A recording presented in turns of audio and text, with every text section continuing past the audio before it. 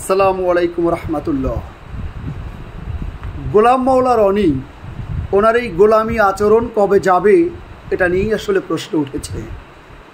তিনি যখন যেখানে যেমন সুবিধা পান ভাইরাল হওয়ার জন্য সেখানেই তেমন কথা বলার প্রচেষ্টা করেন।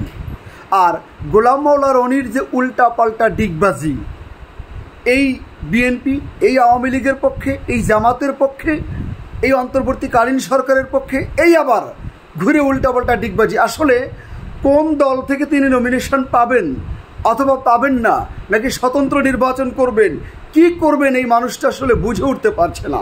আচ্ছা, যাই হোক, এই নিয়ে আমি এর আগে একটা লম্বা ভিডিও করেছি। সেখানে গোলাম মাওলা রনির যত উল্টাপাল্টা ডিগবাজি আছে তার প্রত্যেকটি ধরে ধরে আমি প্রমাণ করে কথা বলেছি। আপনারা চাইলে আমার ফেসবুক পেজে গোলাম মাওলা রনির ডিগবাজি সম্পর্কে আপনারা ভিডিওটা দেখে নিতে পারেন। তবে আবারও সে তাপসী তাবাচ্ছুম উর্মি, লালমনিরহাটের নির্বাহী ম্যাজিস্ট্রেট, যে দেশদ্রোহিতাপূর্ণ কথা বলল, যে রংপুরের আবু সাঈদ বুকটাকে চিতিয়ে দিয়ে চারটা গুলি খেয়ে যে শহীদ হয়ে গেল পুলিশ লীগের কাছে, স্বৈরাচার হাসিনার বিরুদ্ধে, তার বিরুদ্ধে রুখে দেওয়ার জন্য যেই ছেলেটা বুক পেতে দাঁড়িয়ে শহীদ হলো, সারা বাংলাদেশ জেগে উঠল স্বৈরাচারীর বিরুদ্ধে। সেই আবু সাঈদকে যেই নির্বাহী ম্যাজিস্ট্রেট তাপসী তাবাচ্ছুম উর্মি সন্ত্রাসী বলল, তার পক্ষে গোলাম মাওলা রনি পক্ষ নিয়ে কথা বলছেন। তিনি বুঝাতে চান যে গণতন্ত্রের দেশে তা সমালোচনা করতেই পারে।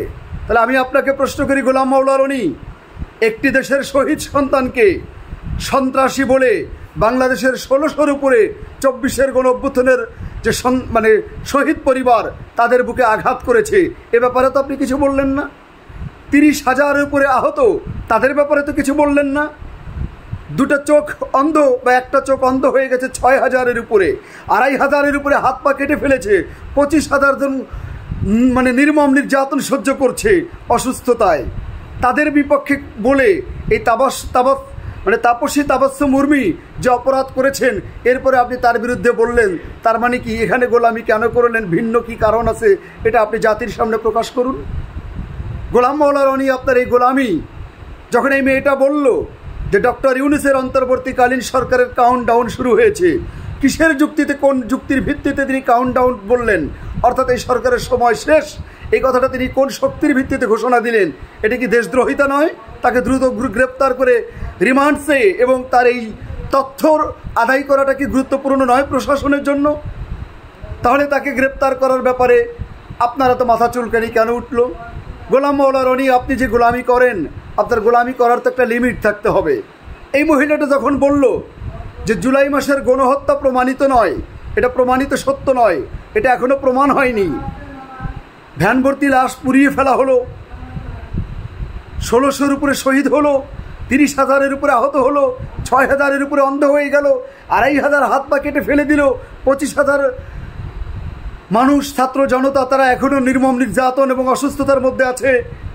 এত কিছু দেখার পরেও যেই নির্বাহী ম্যাজিস্ট্রেট তাপসী তাবাচ্ছুম উর্মি বলতে পারে যে গণহত্যা প্রমাণিত নয়, এত বড় নির্লজ্জ নিষ্ঠুর কথা যে বলতে পারে, আপনি গোলাম মাওলা রনি তার পক্ষে দাঁড়িয়ে কথা বলছেন, তার মানে কি? তার মানে আপনিও শহীদদের রক্তের সাথে বেইমানিপূর্ণ আচরণ করছেন, আপনিও ছাত্র জনতার গণ অভ্যুত্থানের বিরুদ্ধে দাঁড়িয়েছেন। আমার মনে হয় যে আপনি যেইভাবে ওলট পালট আর ডিগবাজি খেলতে শুরু করেছেন বিগত আপনার এমপিত্ব যাওয়ার পর থেকে এখন অবধি পর্যন্ত, আপনি নিজেকে সংশোধন করুন, নাহলে এই ছাত্র জনতার গণ অভ্যুত্থানের এই ছাত্র জনতা কিন্তু আপনাকে ছাড়বে না। মিস্টার গোলাম মাওলা রনি, কথা সংযত করুন এবং দালালিদের পক্ষ নেবেন না। আপনি তো এই তো কিছুদিন ধরে শুরু হয়েছে যে স্বৈরাচারী হাসিনার পক্ষে এমনভাবে কথা বলছেন। আমি তো বলেই থাকি যে এই লোকগুলো যদি মুসা নবীর সময় জন্ম নিত, এরা ফেরাউনের প্রশংসা করত। তো গোলাম মাওলা রনি, আপনি দেখেছি স্বৈরাচারীর পক্ষেও কথা বলছেন অনেক, তার মানে আপনি হয়তো চিন্তা করে থাকতে পারেন আওয়ামী লীগের নেতৃত্ব নেই, কথা বলে যদি নেতৃত্বে আসতে পারেন, আপনি তো সবসময় ক্ষমতার লোভ করে থাকেন। এত লোভ ভালো নয়, লোভ সংবরণ করুন। গোলাম মাওলা রনি, আপনি লোভ সংবরণ করুন। আসসালামু আলাইকুম রহমতুল্লাহ।